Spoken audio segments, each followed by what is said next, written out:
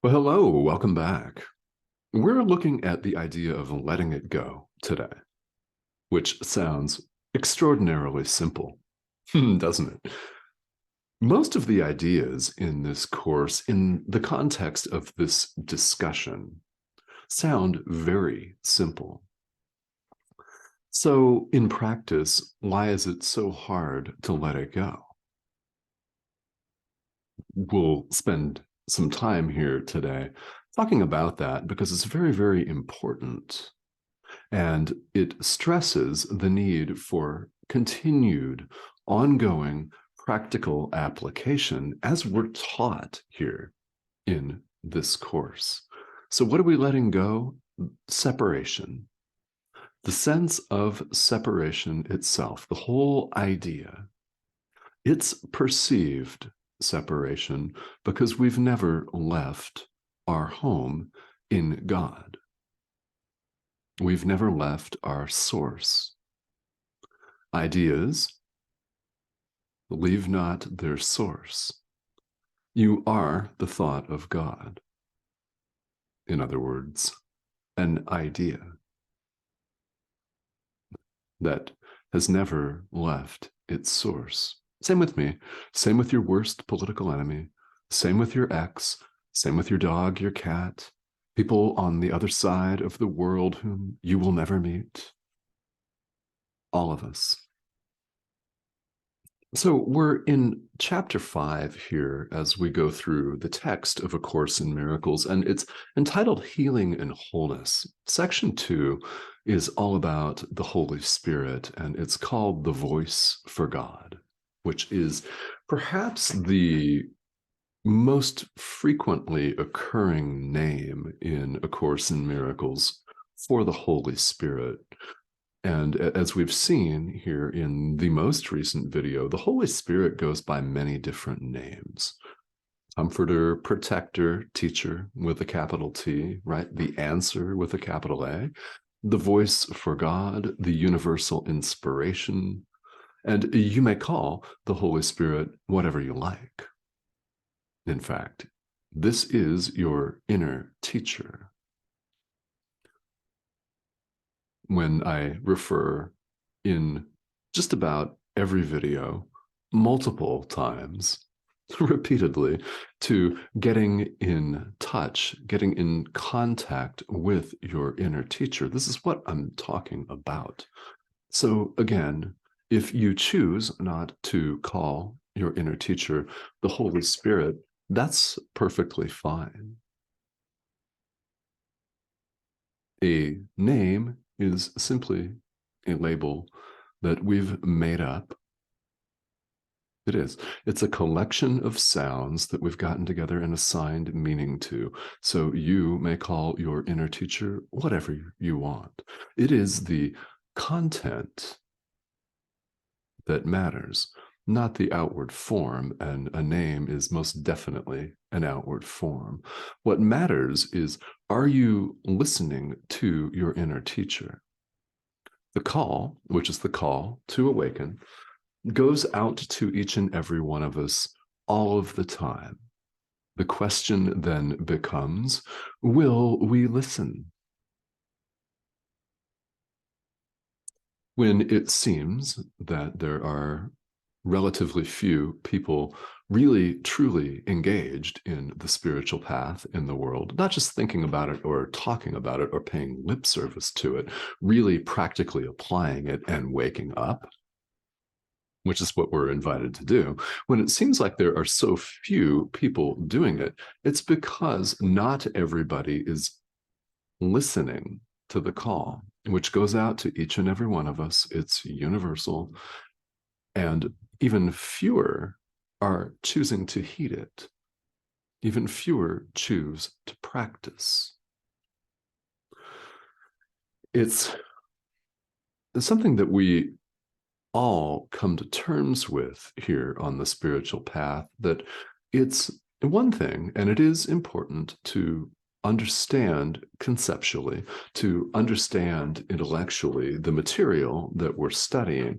However, it's far more important to apply the ideas. It's far more important to do it. And you do not learn this course by simply understanding it intellectually. It must be put into practice. And in fact, you can begin putting these ideas into practice immediately before you even grasp these concepts at all. Really, you can. And in the workbook for students, Jesus invites us to do that. We may actively resist the ideas, which of course we do, because the ego wants to retain control. And we don't have to even believe the ideas. The beautiful thing about this course is it is self-study. You take what you want to take at a given time. In other words, you take what you're willing to take at a given time. And nobody can make you do more than that.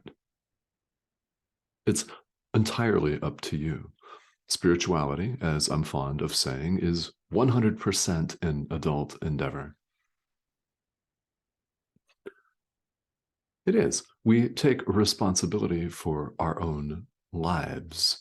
We take responsibility for our thoughts, for everything.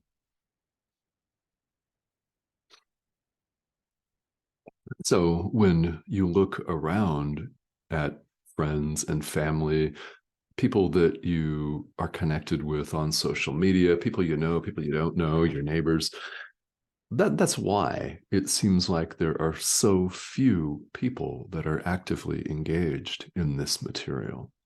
It's because it invites us to take a look at all of our psychodrama and forgive it, let it go. Let it go, the theme for today.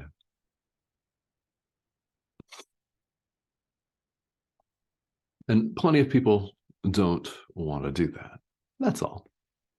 They will in time, but it's not up to you, it's not up to me to make them practice, to make them wake up. And even Jesus tells us that he doesn't even do that. He does not compel or force. The Holy Spirit does not compel or force. We've got to want to do it. And when we decide that we do and accept these tremendous offers of help and guidance and assistance on the path, then we really, really begin to make what we call progress, which is, of course, is an undoing. It's an undoing of the ego. That's what we're letting go of. That's what we're setting aside. We're setting aside the perceived separation. It's only a perceived separation between ourselves and God, and therefore we see separation everywhere we go in the world. We think we've separated from our source, and we therefore project our insanely tremendous amount of deep unconscious guilt out. We can't stand it. We want to get rid of it, so we project it out.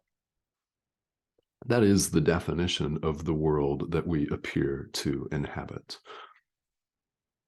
Anything that's beautiful in the world is symbolic of our own beauty, of our own loveliness, of love itself, of our joy, of our expansiveness, of our magnificence as Christ, the Son of God, who has never left its source.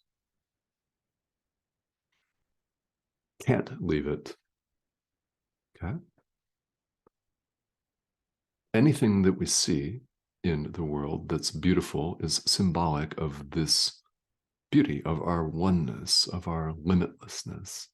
Anything that appears painful or disgusting or sorrowful, hideous, hateful, and wrong, anything that's not pure joy to us is an opportunity to forgive. It is the raw material for awakening delivered to us on a silver platter. So we invite you to see it as such and take advantage of these forgiveness opportunities, because once you learn a forgiveness lesson, you do not have to repeat it.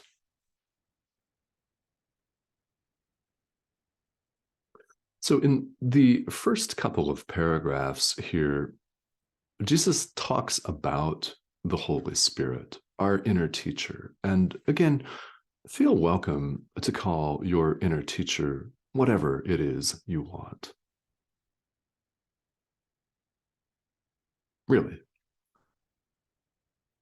That's an outward form, a name. What really matters is your connection to your inner teacher. The content is what matters, not the form. It's what's in essence inside that matters, not the external window dressing.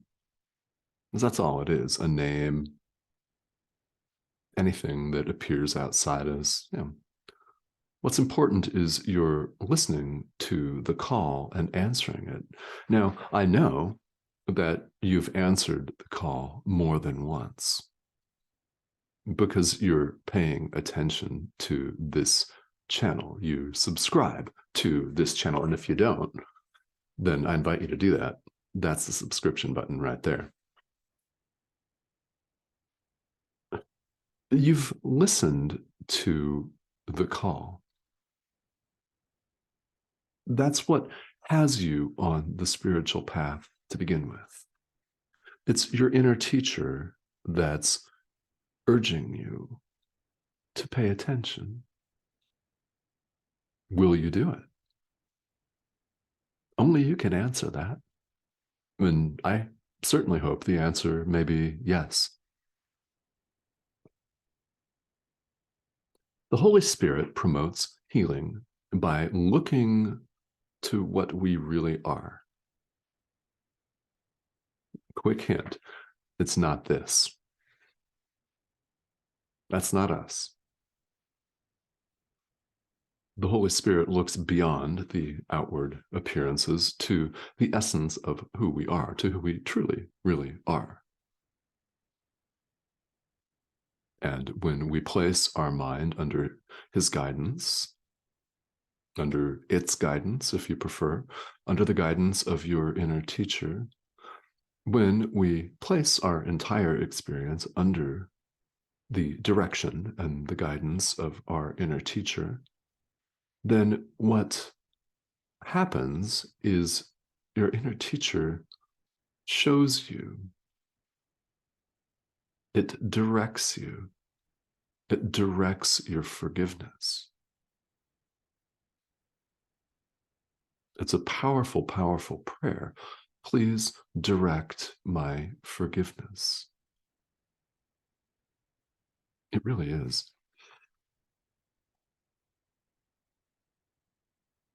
The Holy Spirit is also referred to as a motivation, as our motivation for miracle mindedness. Yes, our motivation for miracle mindedness. In other words, the desire to heal the separation by letting it go. That's miracle mindedness. The desire to heal the separation by letting it go. We simply let it go. The essence of the atonement, in other words, the correction of the Holy Spirit, as it's referenced throughout this course, is the recognition, the acceptance, yes, that the separation never occurred. So we formulate the desire to heal the separation by letting it go, just setting it aside, setting the ego aside. It's not who we are. It's nothing. And what a relief when you begin to discover, when you begin to learn that this thing that we've made out to be so concrete and real is not at all. And it's only getting in the way of joy and the peace of God. So the more we desire to heal, the more we begin to formulate the wish to simply set the ego aside, set the separation aside. Ideas leave not their source. You've never left God, neither have I.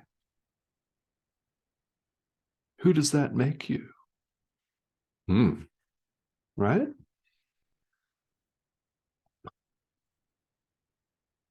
The ego would have us believe that we're the physical body, that we are an identity or a collection, really, of ideas, of made up ideas such as our age, such as what we do for a living, our gender, our political leanings, our favorite sports franchise, right? All kinds of separation ideas.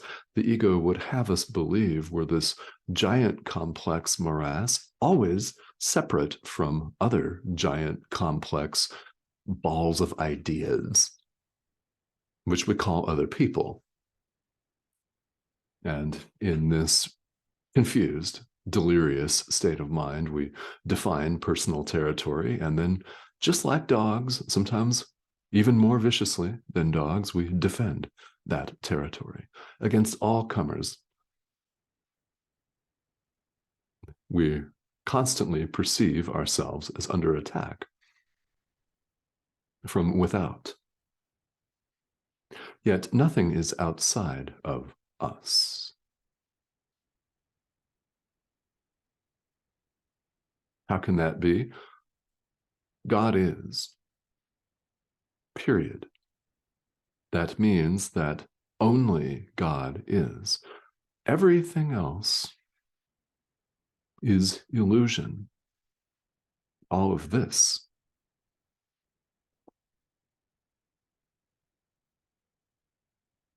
There's nothing outside of you.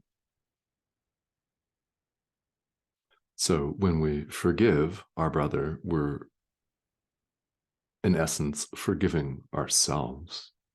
Very, very important.